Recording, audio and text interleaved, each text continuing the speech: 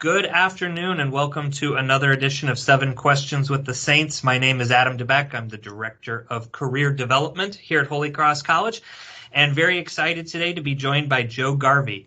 Joe is a 2010 graduate of Holy Cross College. When he left here, he received his Bachelor of Arts in Theology, and he will be talking to us today about his journey since leaving Holy Cross to his current position where he is the Nurse Manager of Specialty Service Lines at Prairie Cardiovascular Consultants in Springfield, Illinois. Joe, welcome to 7 Questions with the Saints. Thanks so much for having me, Adam, in the greater Holy Cross community. I'm glad to be here. Excellent. And Joe, as I mentioned, you left here with a degree in theology and are now in nursing. Hoping you might just take a few minutes and walk everybody listening through your own journey. I'm happy to. So I graduated in 2010 with a degree in theology. After leaving Holy Cross, I had already decided in my second semester of my senior year that nursing was something that I was interested in. One of the challenges of that is that my curriculum had been based in liberal arts. And originally it was, kind of a concern, to be honest. Going into nursing school, I thought, man, this is going to be a daunting task. So after leaving Holy Cross, I enrolled in my local community college, if you can believe that. And after doing that for about a year and a half, during that time period, I had started working as well in the hospital environment in the core lab, which I was as a lab accessioning technician, which is kind of where I handled my chemistry class. I got to kind of work on it as I was, spinning down human specimen to help support the lab staff. As I did that, I figured out that attached to the hospital that I was working at was a nursing program that had an accelerated nursing program. They crammed it all of the curriculum right into one set 15-month time period. That included clinicals. It included all of your research that you had to do, and it included like a residency type internship during the summers. It was straight through. It was complex, but I will say that it, led to greater things, because as I graduated from nursing school, I really found a discipline that I enjoyed. Taking care of people was something that, I'll go into a little bit from my Holy Cross experience. But then I became a nurse, and we can kind of go through the career stuff, I think, and some of the other questions that you've got. Great. Yeah. So as we jump from, learning a little bit about your academic background to kind of some of the parts of you thinking and reflecting on Holy Cross, everybody kind of talks about Holy Cross different. And I know you have some great friendships from here. And I'm sure when you guys are talking about Holy Cross, you're not using marketing language, right? You're talking about it in terms of your own experience here. So I'm curious, in those conversations, what words do you guys use when you talk about your Holy Cross experience? And how do you think those words and your experience with them really prepared you for life after college? So it's interesting. I think that the number one word that I would think about when thinking of Holy Cross College is the term family. One of the crazier things that took place while I was at Holy Cross is that my dorm mates became my family. They became the closest family that I ever had. And no, I guess that sounds bad about my normal family, but they're close.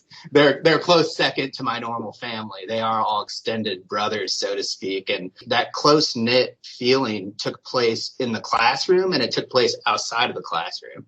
It was always there, down to living on Basel 3rd floor, which is a big deal for everyone that is still there.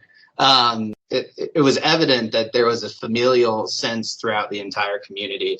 It extended and through it to the faculty as well. I think that all of them were super beneficial, and all of them treated people with respect and dignity, because we did have a plethora of different academic type thinkers.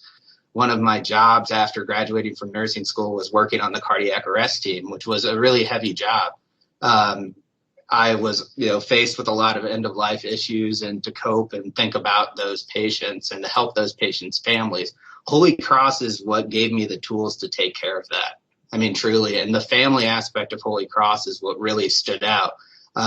It took care of people that were around me, and it taught me to take care of everybody in the same way in an equal fashion. So it was really special. And I think that family element is what really made it work for me. Yeah. Yeah, I think that can't be understated, right? That like No. doctors and nurses come in the room only so often, but while they're there, they're your main source of information. They're as Right. trusted as family, and you're putting something you deeply care for in their hands. So that trust and family element is a really amazing thing to know that's carried over. It's a So big one. um, beyond that, and kind of switching to that second idea of that marketing language, the college then has started to look at our alumni, and we've kind of identified these words that we say when we think about what words we would describe our alumni, what we feel they are living examples of, is something that informs how we talk about ourselves to future students, what we hope they become. And those words are scholar, citizen, leader, and disciple. So if I were to present those four words to you and ask you which one of those do you think was an area with which you experienced the most growth while you were here, scholar, citizen, leader, disciple, any one of those jump out as for you in terms of growth? Yeah, leadership for sure. Specifically, I was student body president. I was fortunate enough to be elected student. I still don't know how elected student body president when I was there at Holy Cross College. I think that one of the biggest things when I was at Holy Cross is that that's what I needed. So the interesting thing is when, I was somewhat of a wayward youth, I think, when I was 18 years old, and I really needed to learn a lot about myself as a person and as an individual. Holy Cross did that for me. Becoming a leader was something that I didn't imagine myself doing. I think that I always had characteristics of a leader, but Holy Cross College kind of brought that out. The way it did that is because, people that were there and faculty and staff that were there encouraged me to do so. I mean, it wasn't necessarily something that I felt called to do. It was something that kind of came to me and naturally took place. That's still true to this day. Those things still happen to me today, which is fascinating.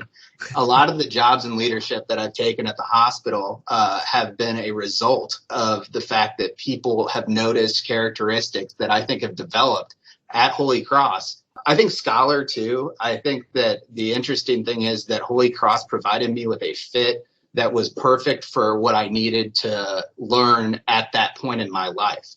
It was the perfect kind of jumping off point to nursing. And it got me to be the focused student that I needed to be to get where I am today. I love the use of both those words there too. And, certainly the Holy Cross experience hasn't changed in many ways from when you were here. Students are still asked to encounter global community inside and out of the classroom. And I'm wondering if you could tell us a little bit about your exposure to those communities and how you think this exposure to that diversity of thought and culture really kind of prepared you for the work you do now. Yeah. So in circa 2009 or 2010, I had the opportunity to go to Peru on my global immersion experience. During that time period in Peru, we did a lot of different things. First, the one that sticks out to me is we worked at a place, I believe it was called Wankanawasi or House of Hope. Wankanawasi, yep. Yeah. If I remember that blows my mind that I remember that. But yeah, it was a place that took care of developmentally disabled kids, and we worked with those kids and worked alongside them, and it was an incredibly special experience. One of the things that still sticks out to me to this day that I never ever forgot was a guy telling me that in Peru, developmentally disabled children are not included on their census. And I remembered that statement. That statement stuck out to me to this day. I think about it, and how it translated is wild, because in nursing, you take care of all of these different types of people. It doesn't matter what their race, religion, creed, disposition is.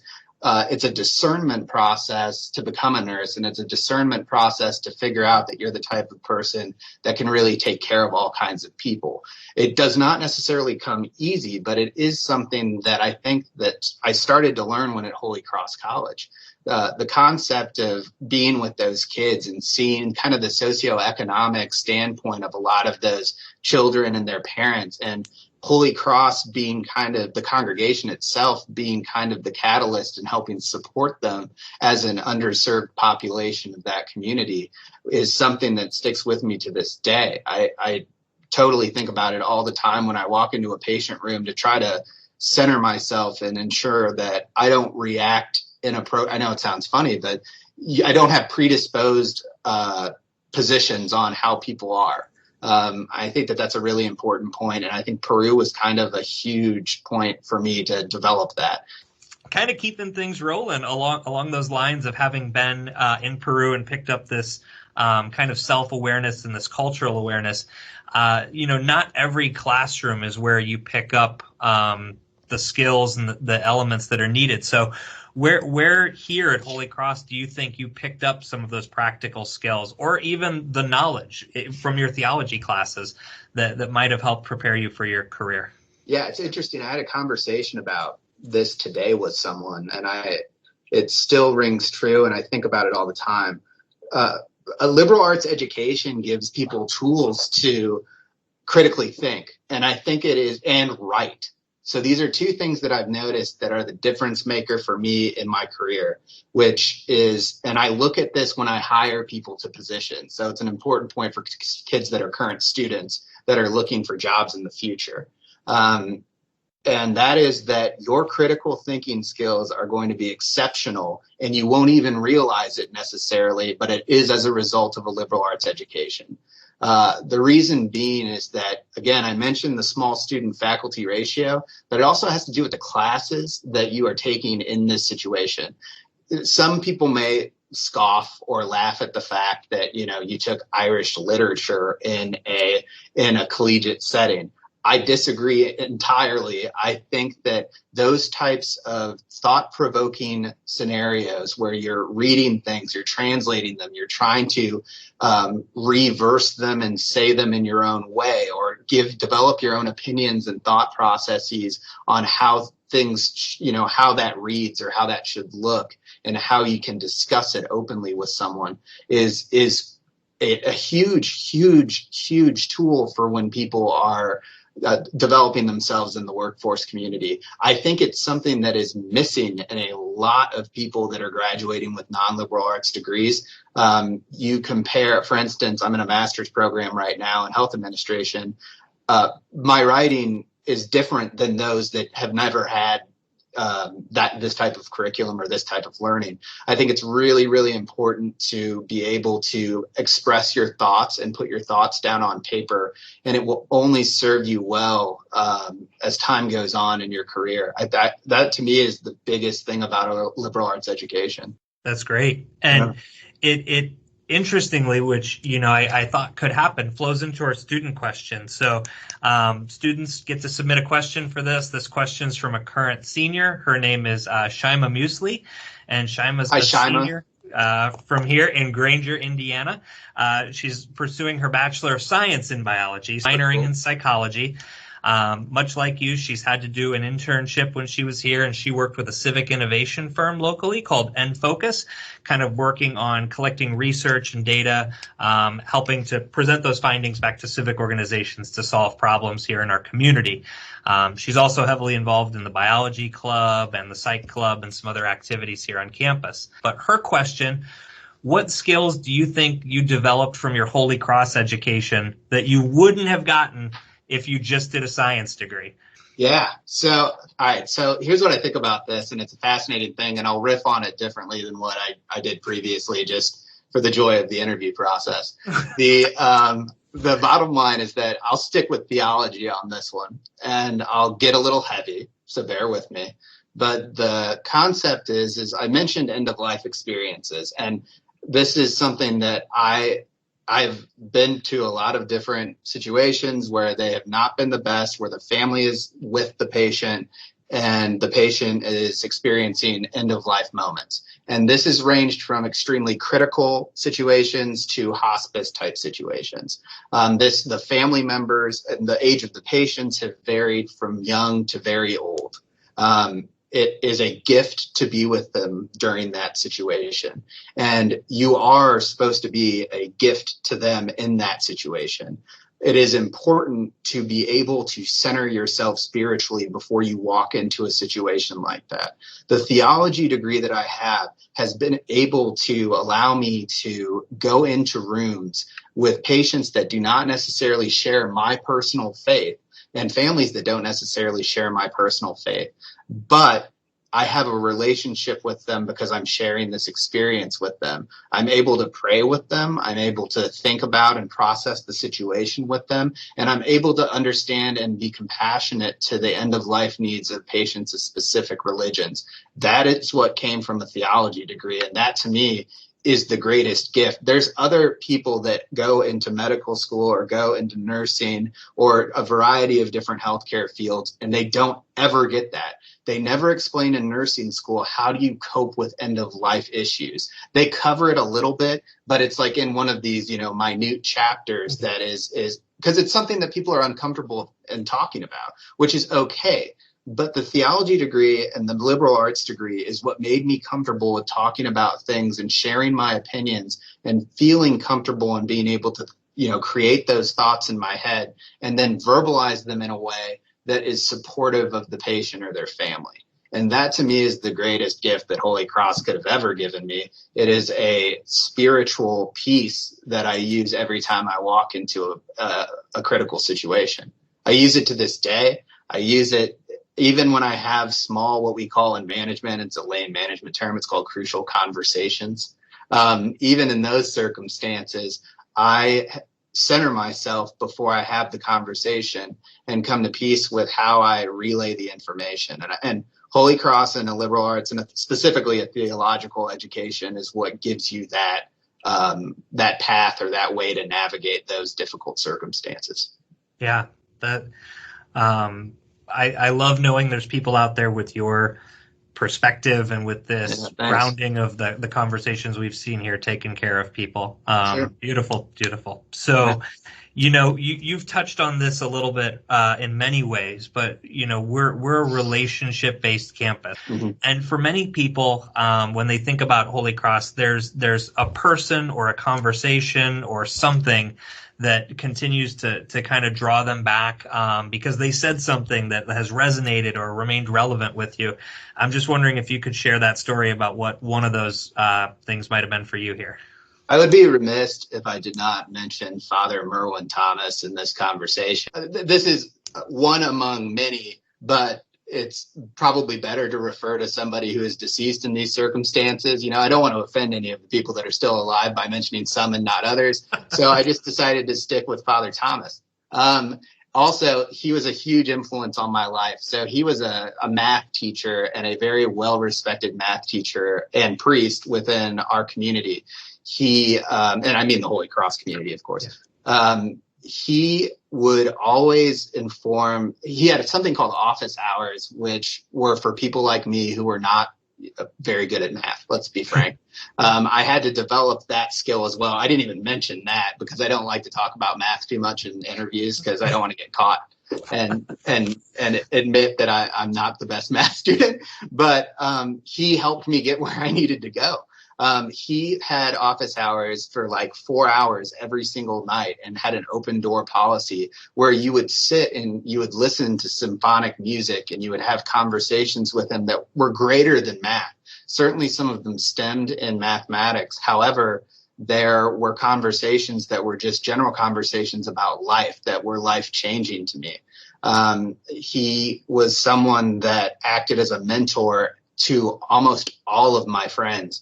And I had experiences of traveling abroad with him a couple times. We really got to know each other very, very well. We were lucky enough to have him at some of my friends' weddings. They got married right after school prior to his unfortunate passing.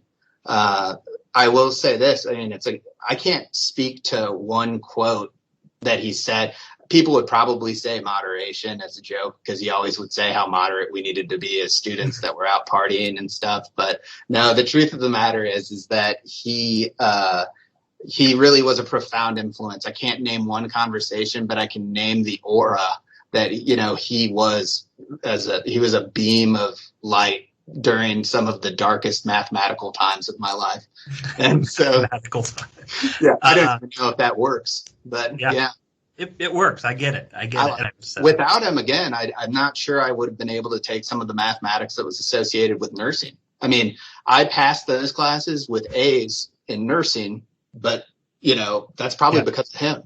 Yeah. And Holy Cross. So, yeah.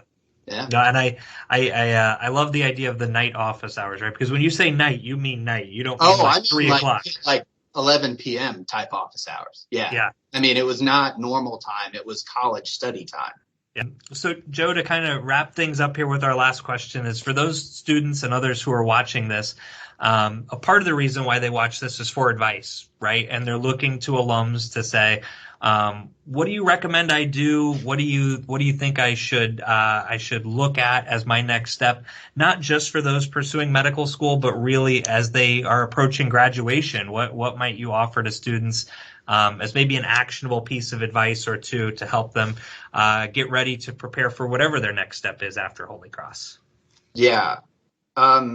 My thought process is as follows for a recommendation for advice. If I could tell myself one piece of advice when I was your age, and I sound like a geriatric person, and by saying that, not quite as geriatric as Adam DeBeck, but don't be afraid. Don't be afraid to take a different path than the one you are on now. Don't be afraid to make the call that changes your trajectory. This was not something that I planned out. Holy Cross gave me the decision-making capacity to say, maybe I'll change this up. And it was something that was, all of these barriers were put in front of me. Like, you looked at what was required of somebody that needed to go to a science school, and a lot of people would just say, Holy Cross College did not have that then, which was it was accurate. They didn't have those types of classes. So I think people got in their heads that it isn't something that you can do.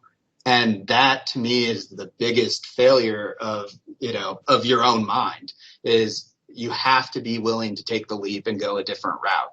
I'm not recommending, if you're on a route right now that's going to work out well, please do that.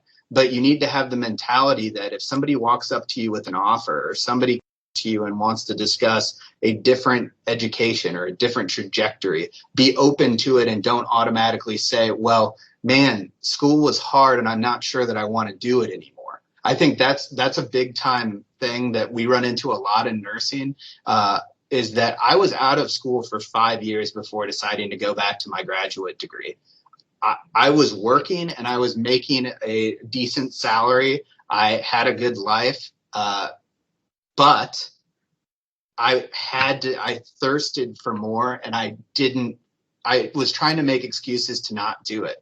And I had to tell myself and remind myself what that advice is that I give to you right now, which is don't be afraid to jump and say it and make sure that you're willing to do everything. Don't let anything get in your way. Don't let anyone tell you that you can't do something, period, because it's not accurate. If you can set a goal for yourself, then you can achieve the goal. And I am living proof of that. And I think that a lot of my other compatriots from Holy Cross are also truth of that. So take the steps. Yeah. Awesome piece of advice there. I think that's something we can all take to heart, and something that I think means a lot more coming from an alum who's walked in their shoes than it does from somebody who just sits in a desk across from them. So with that being said, Joe, I want to thank you for your time. Clearly you're at work right now and out there with both wonderful conversations and difficult conversations ahead of you in your day. So I appreciate you carving time out here to speak with our students. And look forward to staying in touch with you. So, Joe, with that, thanks for coming on 7 Questions with the Saints today. Thanks so much. Take care.